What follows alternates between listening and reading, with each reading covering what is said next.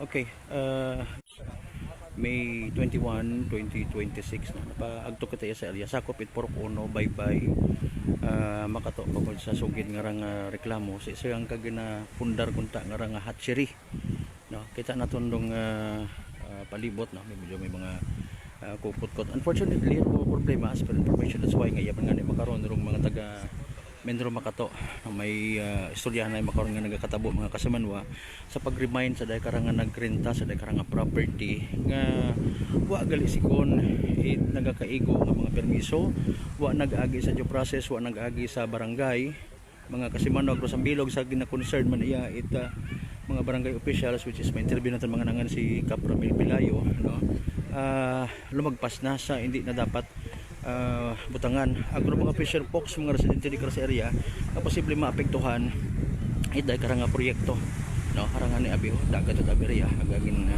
iswap area no pag-abot naton atolihay may bakpo pa no humalin lang man yan pag-abot bilog na team no munisipyo pa kato Menro Municipal Environment Office ano nakakago nga radaya ron nagatinto kay nang tag-iyad ay karang project iday karang hatchery no kini istorya man initially nag-agree man yan ni Mao sugod man ni Mao nakaintindi sa karon nga mga wa ma-comply nga mga requirements no mga kasamanwa hatchery dayang ra di karang area.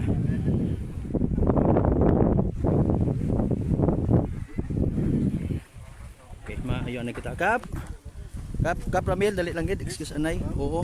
Bigo mong bird sa ano. Oo mga ayo abi kita anay isang kuro ang background sitwasyon nga raman agahon nya ra mainit ay iya kita sa area ano may violation nga tapos sa kanang project.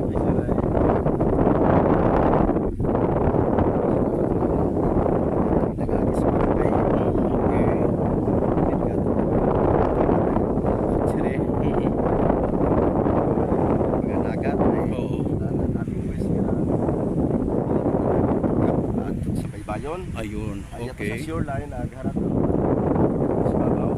So kaya ani na ngadto ta riya inspection kaya kay ba no taga ba na to taga agriculture in Banu Makato para aton nya zoning engineer grupo it kuan aton nya task force it Banwa para ma-insecure wala aton nya lugar. So hara kita man naton lugar nga grabe ra anang itong halit sa aton nya hatchery niya. Maunot buhayon gali ra sir nga nagamat-amat daya. One man yun gali ra anda nga operation di karasa na pagtrabaho. Okay. So ara ron ay ra aton nya tubi ay magubog. Nakataot halit ba sa aton yung mga hatchery. Isa na kapasakat tubi nga maging clear ay siyempre ra yung ay mahigko. Ano ro tag-iya nga ra by the way sir or day occupant or nagarentay tay nga property? So rayat ang Pilipino man da? Property nga yun ay Sir Mantara, Piltran. Okay. Agrayan ay sunod ay mga Chinese. Side transaction ba kay Chinese raw. Oo. Pero pinaka-violation yung concern natin maliban sa environment ay wagid manit mga kunano nga mga permits nga nag-agi kinyo sa man sa na nag-out sa barangay permit. Oo. Okay. Agraya ron andang violation niya ra nga yata sa shoreline ginhaboy ra andang mga waste. Mga waste nanda. Oo. Nag-istorya ka mo kay inang ra nano naman nya treatment medyo nagawibayag mo kay medyo gina-admit naman anang sa. Amin man na andang mga kapugangan gini kuno na dayan man dito sa. Okay. Dalang kolusyon man ato gina-advise nga hindi na dayan dagan sa shoreline ay hatugan ra andang area si babaw. Kaya ang shoreline niya ra ang gobyerno ra. Abo ra gagamit aton yung mga fisher folks or mga kapangaligos niya sa aton niya bits mga hatchery ritong galupirit dahil ako pero matamaan niya na kung complain ay paalin kung may violation mapadayon sanda or totally mas stop lang kita na yung comply na nga ikot mga dokumento na nga kumplitohon bago sanda mag-decide sa bago.